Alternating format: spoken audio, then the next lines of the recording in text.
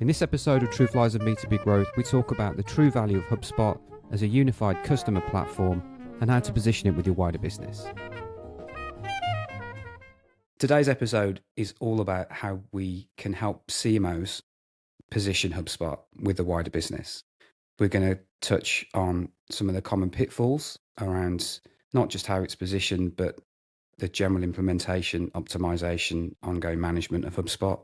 We're going to talk about things such as adoption, ownership, challenges around data, and then we're going to get maybe into some comparisons with platforms such as Salesforce. We're going to keep it at a high level, right? So we're not going to get into the weeds of technical implementation challenges. Rather, we're going to keep it at some of the more fundamental things that could go wrong. Yeah. Let's talk about positioning with HubSpot, because obviously the platform's moved forward significantly over the last few years. Initially, it was launched as a marketing SaaS platform. Then it evolved into sales and various other hubs, more recently into service. But now, obviously, we're entering the AI era, and it's very much an AI-first platform.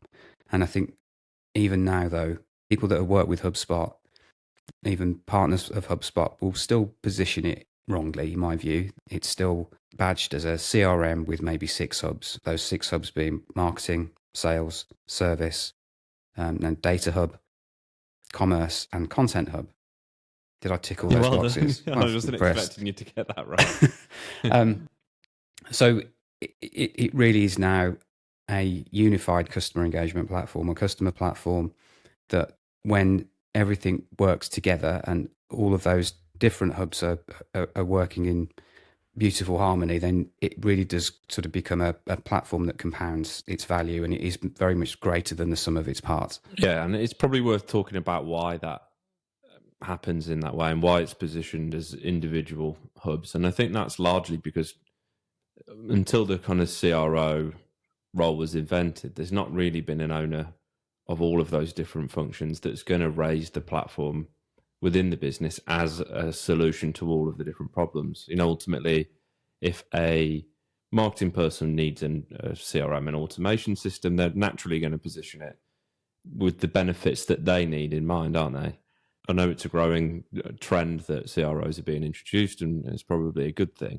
But because there's not an individual that takes responsibility for that whole thing, and I'm sure we'll cover that more later, it's kind of natural that therefore it be positioned as this is going to help me with sales optimization, or this is going to help me with marketing automation. The bigger picture often gets missed. Yeah. Often I don't think people realize actually what they're getting when they buy HubSpot, and that's not downplaying the role of the sales reps and the people within HubSpot that do the demos, but they're not working with the platform day in, day out. They're not running RevOps teams. They understand how HubSpot works. They understand the functionality. They know the roadmap. They know what's coming. But working with it in practice is a very different thing. So I think a lot of the early stages when a demo happens, it's very focused on what are your goals, and then we'll look at individual hubs, look at the functionality, but not really thinking about how it's supporting strategy and how it's going to work in the real world. Or how it can be used as a interconnected system for the entire customer journey, which is obviously what we'll talk about. Yeah. So mostly it's led by the marketing function, and it's marketing wanting a new platform and all the features that enable you to run your marketing operations and maybe your website. HubSpot has been actively encouraging clients to embrace the whole customer suite and take all of the hubs, because the real value of the platform is in bringing everything together in one place. Mm-hmm. It's obviously in HubSpot's interest if customers adopt the platform more universally, because they'll retain those clients for a lot longer. Yeah, and the situation that we see so often, isn't it, that the marketing team has brought HubSpot into the business.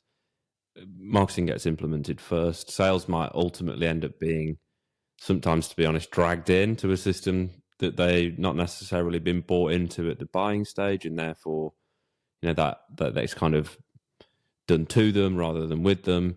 And oftentimes service is similar, even, may even be later than that if it's suitable for the type of organization that we're working with. Yeah. So marketers will know HubSpot. They will have an affinity with the HubSpot brand.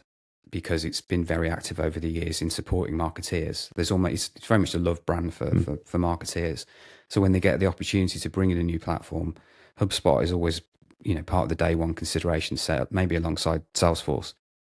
That's important, obviously, from a marketeer's perspective, because they trust what they're going to get out of the platform. But then it's implemented, it's optimized, the marketeers are getting real value from it.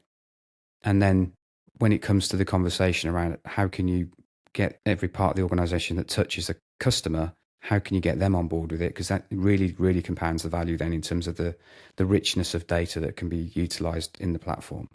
That's where you hit a lot of challenges. The first being maybe the reluctance from the marketing function to say, let's roll this out across the business. That's quite a big leap from taking responsibility for marketing to be the custodian of a platform that is also having a big impact on sales and service. I mean, the other barrier is budgets, right? Naturally, organizations have separate, distinct budgets, distinct owners for sales, marketing, and service. And service is normally the most disconnected from the other two. But I had a conversation with a prospective client the other day that kind of paints this picture. And we are working with the marketing team there. We've been brought in to talk through the benefits of Sales Hub to the sales team, because I think they could see what we're talking about here, which, and I'm sure we'll talk about in more detail, which the compounding benefit of all of those three different functions of a business working off the same data set is massive. And they could see that potential. But when it came to a conversation around Sales Hub, the sales seemed very receptive. They were almost felt like they were missing out, which is a good thing. But when it came down to the nitty gritty of budget, the conversation was, well, our sales team doesn't have a budget at all. And you can see then how the internal structure of an organization may prevent that more holistic kind of adoption of HubSpot, which is when you get the true value out of the system. Yeah. You're also competing with the established and preferred tools often of those sales teams and service teams. So most customer service teams, in our experience, won't have joined the dots to think that actually HubSpot can provide a service desk and customer support. And it's for the same reason you mentioned at the start, that HubSpot is a known quantity, or it's an understood thing in the marketing world. But if someone came to us as marketeers and said, you need to be using this platform, it's called whatever, that you'd never heard of, you'd be naturally skeptical, wouldn't you? Service people know about Zendesk. They know about probably Salesforce. They know about in our world, some of the ITSM platforms like Halo and the others. ConnectWise, yeah. ConnectWise. What is that? A decent ConnectWise, yeah. But it's a bit clunky, isn't it? Let's face it. And, you can see therefore why there's some reluctance there. But that's why the job of a CMO is to, if they want to bring the HubSpot as a platform into their business, to convince the entire group.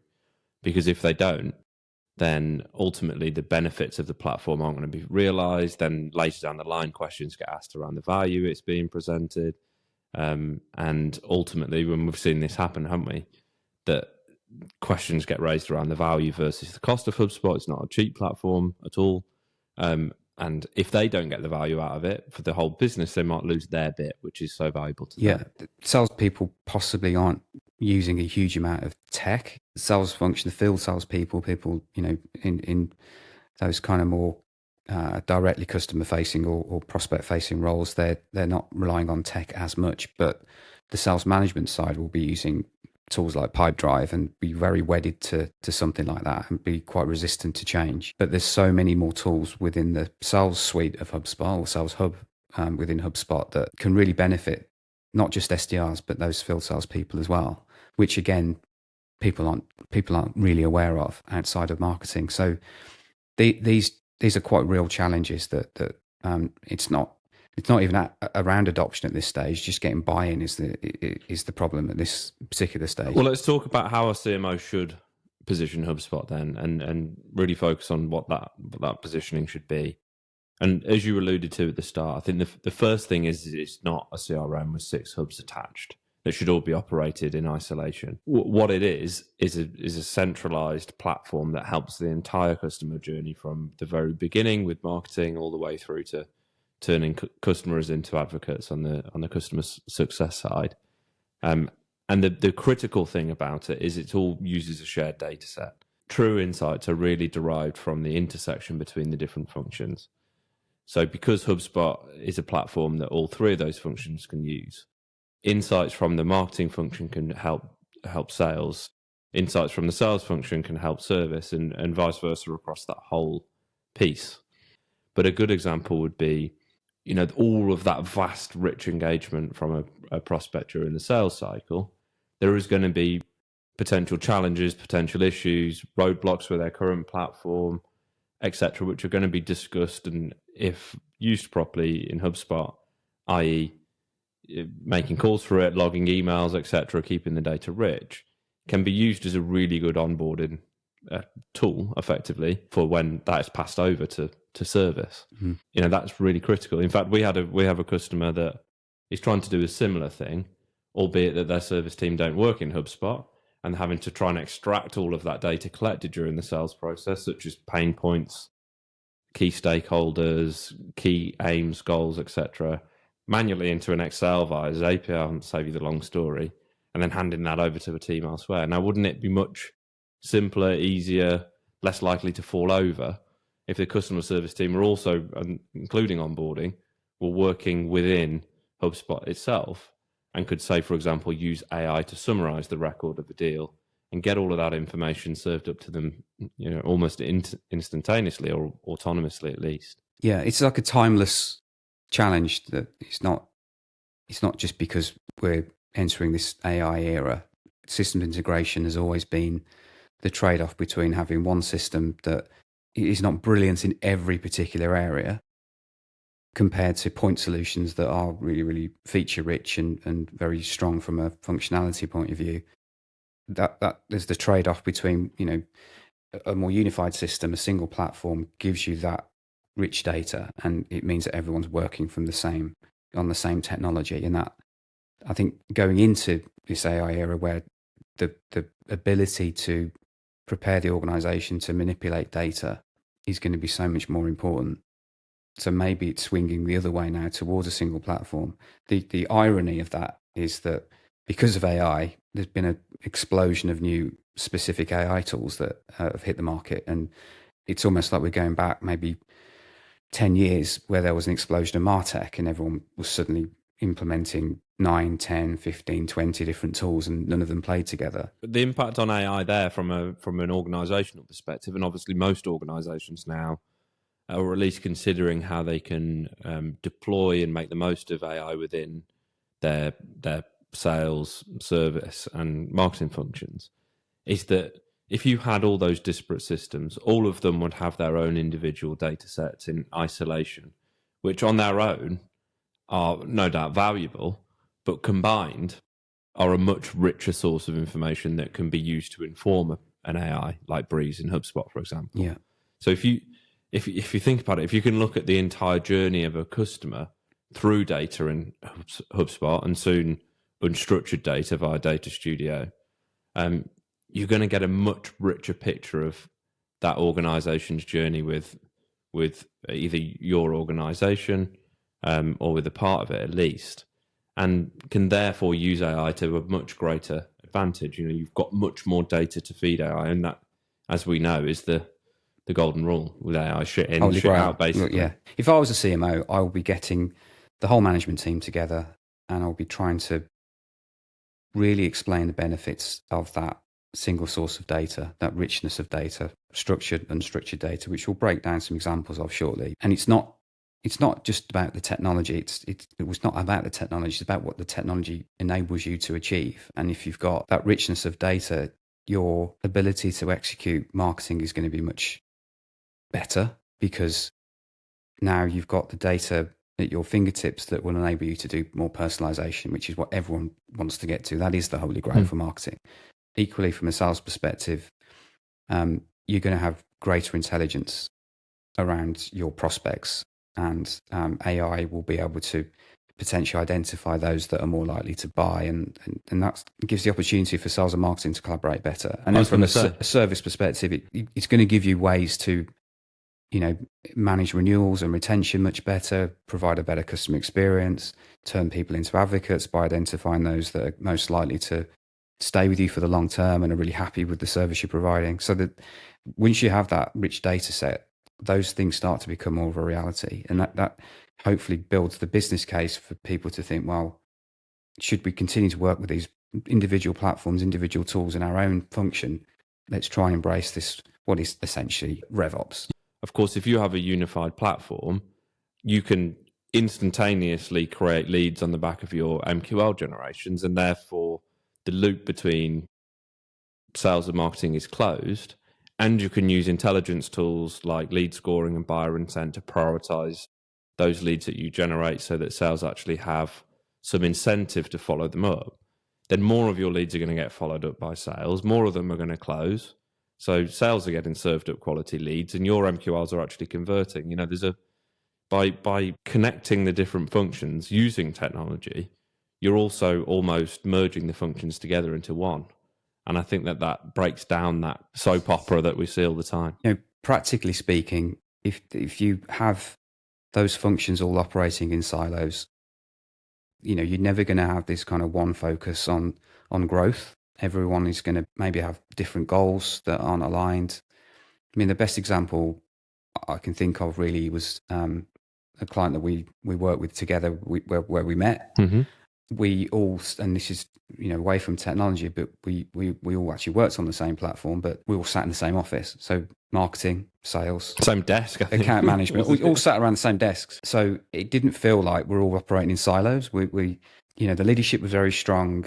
The team alignment and collaboration was really, really strong. Everyone got on fantastically well. It was a fast-growing company, a very successful company that achieved an exit. No one really sort of focused on their own individual roles. Everyone had their own part to play in growth, and that was very clear. But when you sit with the sales team, when you sit with the SDRs, when you sit with account managers, and you sit closely to the support teams, you're picking everything up and you're understanding what's going on. And this is what technology can enable you to do. HubSpot is the technological equivalent of that, isn't it? All being in the same place. All sitting in the same office, effectively. Yeah. Yeah.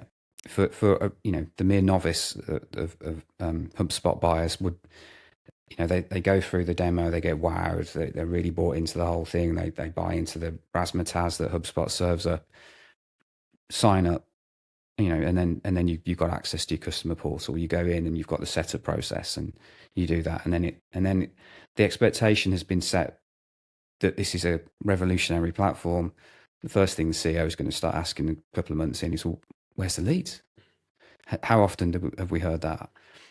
There is such a gap between switching HubSpot on, between actually getting real value from it, and because the platform has grown so much, you have to have the right level of expertise to implement. And so often people just think, let's switch it on. It's still like a SaaS concept. It's not a SaaS platform anymore. It's moved way beyond that. SaaS was basically you switch it on and then you can learn how to operate yourself without relative sort of level of expertise. It's much more like an enterprise software platform now that needs to be set up, optimized in the right way. Ensuring that you continually evolve how HubSpot set up is important because it changes all the time. The conversation I talked about earlier in the podcast was with somebody that already had Sales Hub, but brought it a few years ago now and set it up well at the time, but haven't touched it since. And obviously since then, there's been massive improvements whereby, all the AI features have come in, the CPQ tool now in quoting and Commerce Hub. We've got Prospecting Agent. We've got massively improved buyer intent tools. That's all passed them by. And they could have been taking advantage of it a lot sooner. So it is about implementation and getting it right at the start, but it's also about constant evolution and making the most of the advantages that come with the new features that come out. Yeah, and again, the other mistake post implementation is there isn't that dedicated ongoing program of continuous improvement, and there's no ownership of that unless companies have been smart enough to invest in a revenue ops type individual or teams. Or at least give that responsibility to someone and the budget to someone that doesn't officially hold that title. Yeah. And if that's someone in marketing, then and it benefits them for the reasons that we talked about earlier, then I'm sure many would, given the challenge, take it on. You're going to invest in the platform. You need someone that's going to have a dedicated role focused on data. You need someone that's going to have a dedicated role focused on optimizing the different functionality. And that tough for one person to do that. It's not a marketeer's role. It's That's not a for sure. marketeer's role. No, it's a go-to-market engineer that possibly has some experience of customer success or service operations as well.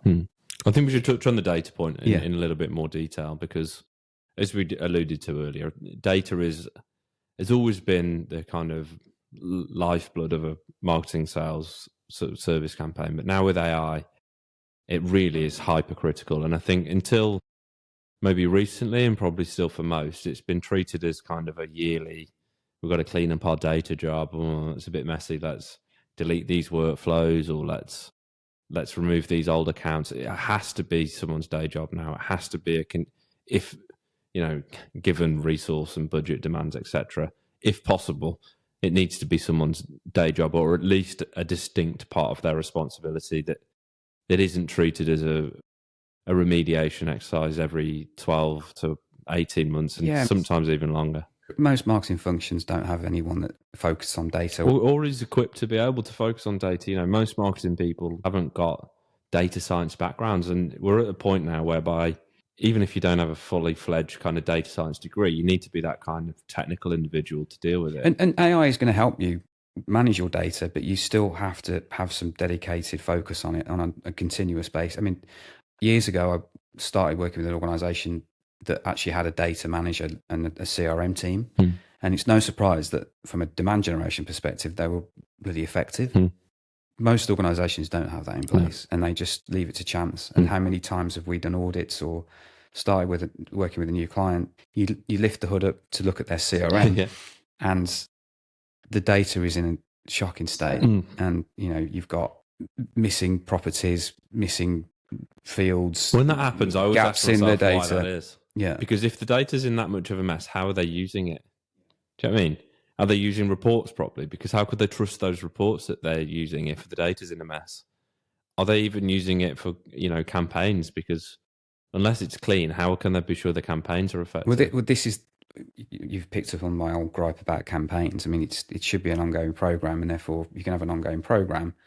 You have to have an ongoing focus on data. Yeah. If it's a campaign focus, it means that, which is the reality for most, we're going to run a campaign. Let's get a new set of data from whatever tool it is, run the campaign, forget about it, and then come back and the data's all out of date again. There's no constant enrichment of that data. If you can't get the basics right like that, then God help you if you try and bring in signals and intent data. And use AI, because ultimately AI can only work with the data that's fed into it.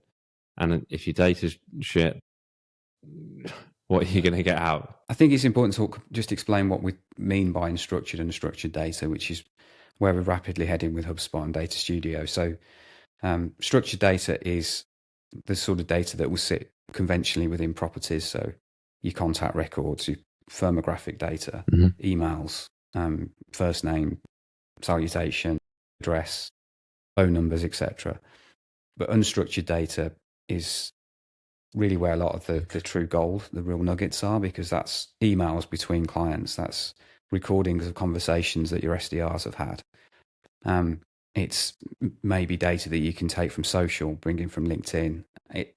Once you have all that data sitting within HubSpot, and you've got AI there to interrogate that data at scale, and then give you, based on some very basic prompts, the outputs that you would crave for 5 years ago, it starts to really change the game of what you can achieve. In order to have that unstructured data in your system, you need to be using the system across all of the functions, and you need to be using it properly. And by properly, I mean your salespeople should be using the HubSpot dialer to call, and if you're happy with the legality in your area or you've notified the person, record that call, and therefore the data goes in. They should log all of their meetings. They should ultimately help to improve the richness of the data set for that to happen. But if we think about an example of some of the output that you mentioned there and how that could be used, for example, based on demographic, firmographic data, the kind of data that we can use is how many activities have they done?